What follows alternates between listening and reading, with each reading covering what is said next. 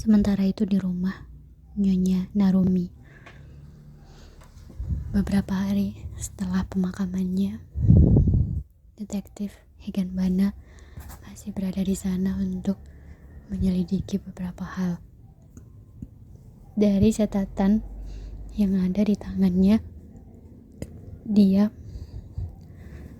melihat bahwa Nyonya Narumi ternyata alergi pasta gigi. Dia dipaksa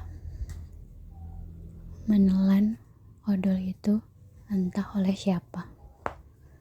Sementara jejak lainnya yang ditemukan adalah biji kopi yang berceceran di lantai. Banyak orang berkesimpulan bahwa selama ini Nyonya Narumi adalah pengikut sekte yang diduga telah mengajak banyak anak-anak muda untuk menjadi pengikutnya. Beberapa tetangga yang diwawancarain oleh Detektif Higanbana mengatakan bahwa sering terdengar suara-suara aneh dari rumah itu. Mereka sering mengadakan pertemuan pada tengah malam, dan banyak wanita-wanita bersanggul dan berkebaya datang ke rumah itu pada hari-hari tertentu. Apa benar kalau di rumah ini sering ada pertemuan rahasia, kata Detektif Higanbana pada salah satu tetangga.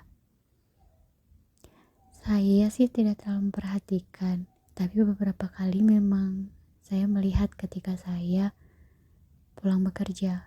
Saya bekerja sebagai dokter, dan suatu kali, mungkin gak hanya sekali, mungkin sekali dua kali, ketika saya pulang bekerja, saya melihat kalau di rumah itu banyak sekali mobil diparkir dan banyak sekali perempuan-perempuan cantik seperti nyonya-nyonya besar begitu masuk ke rumah itu, kata tetangga yang diwawancarain oleh Detektif Higanbana.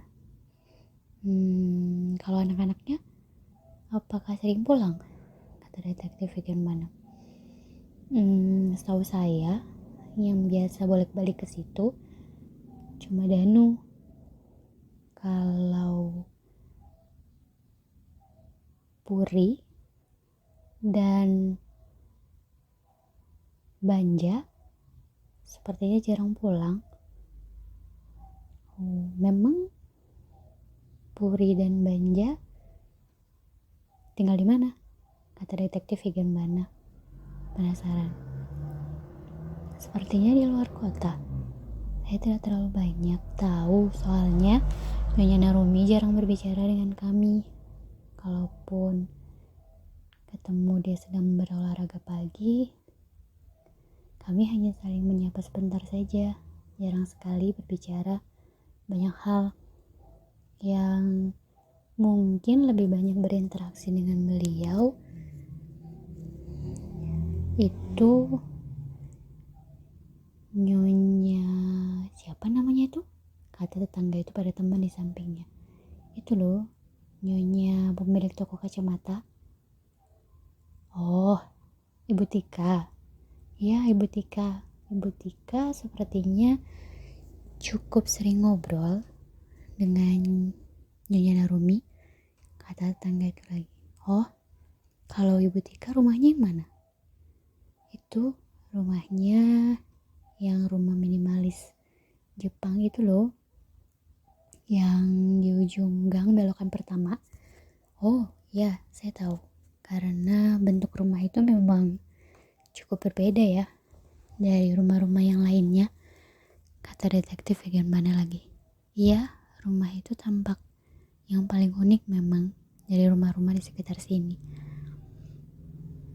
Oke, terima kasih buat informasinya. Lain kali kalau masih ada yang mau ditanyakan, mungkin saya akan wawancara lagi, kata Detektif Higanbana. Detektif Higanbana meninggalkan para tetangga yang terus melihat ke arah rumah itu, dan kemudian masuk ke kembali ke dalam rumah Nyonya Narumi. Di sana Banja sedang melihat biji-biji kopi yang ada di sana dan berpikir keras apakah itu berhubungan dengan kematian Nyonya Narumi.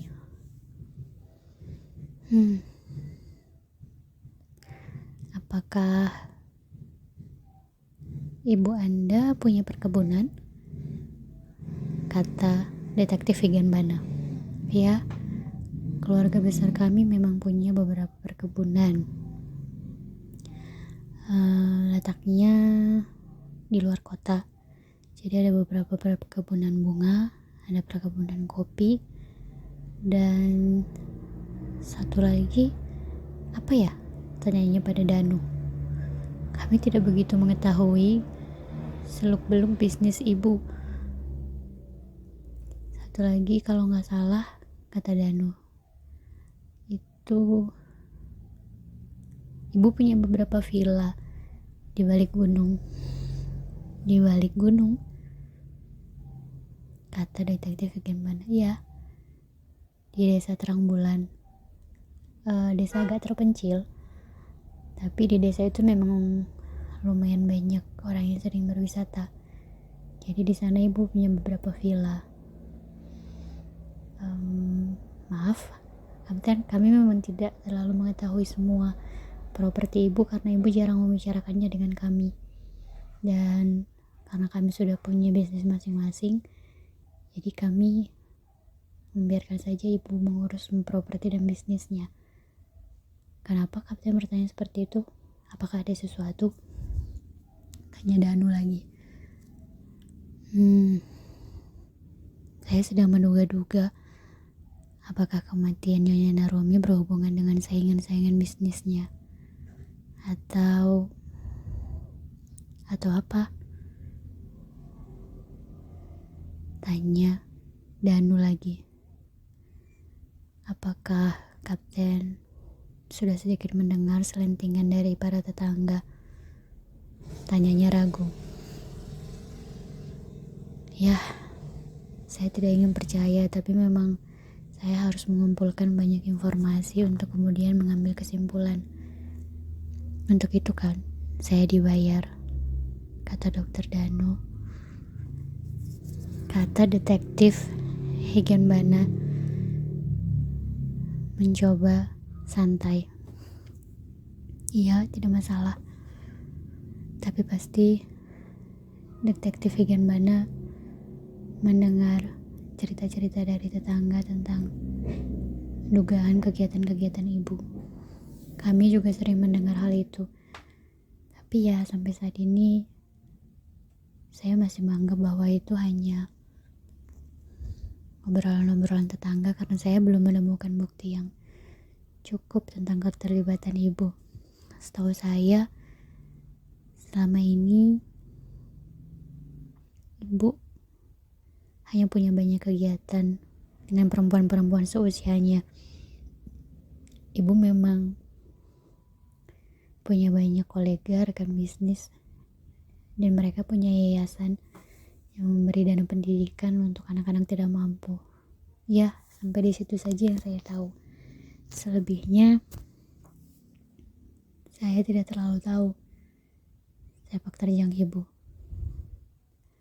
Kalau kamu, kata detektif Higenbana pada anak perempuan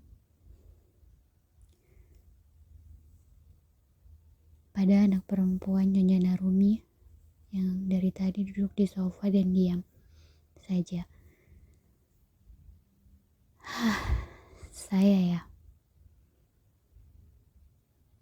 Saya beberapa kali pernah menemani ibu menghadiri pertemuan-pertemuan dengan teman-temannya. Ya, beberapa kali karena kesehatan ibu tidak begitu baik, tapi karena dia ngotot ingin bertemu dengan teman-temannya, saya ikut menemaninya. Dan tidak ada yang aneh dengan klub dan teman-temannya. Ya biasa, klub wanita tua yang mungkin sudah terlalu tidak banyak kegiatan, tapi mereka cukup punya banyak uang dan mereka sering bikin kegiatan sosial. Sesimpel itu, tidak ada yang aneh, kata perempuan itu. Tapi detektif Egan Bana merasa perempuan itu sedang menyembunyikan sesuatu. Dibandingkan dua saudaranya, tampaknya memang perempuan ini yang paling tahu dan paling sering mengikuti kegiatan ibunya. Kalau boleh tahu, pekerjaan Anda apa ya? Tanya detektif Egan Bana pada anak perempuan Nyonya Narumi. Saya adalah perempuan yang punya bisnis di bidang minuman. Jadi saya punya beberapa pabrik di luar kota yang menjual minuman herbal. Jadi ya, saya tidak terkait dengan bisnis ibu. Saya memulai bisnis saya sendiri.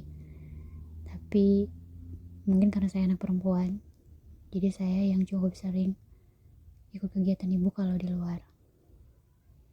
Ya, tapi kalau yang sering bolak-balik ke rumah ini sih Danu, kata perempuan itu mengakui. Bisnis minuman, kata detektif Egan Bana lagi. Ya, bisnis minuman. Barangkali Kapten pernah dengar Lady Devil Herbal Tea? Oh, ya, minuman yang sangat terkenal itu. Oh, itu milik Anda. Keluarga saya sangat suka. Anak-anak saya juga. Wah, benarkah Kapten? Bagus kalau begitu. Wah, saya tidak menyangka ketemu pemiliknya. Perempuan itu tertawa. Suasana di rumah itu hening lagi. Para tetangga masih tampak berguncing di luar, melihat ke arah rumah besar itu. Acara pemakaman memang baru selesai. Para tamu banyak yang datang melayat, terutama kolega-kolega Nyonya Narumi. Tapi tampaknya masalah baru mulai bangkit setelah Nyonya Narumi dimakamkan.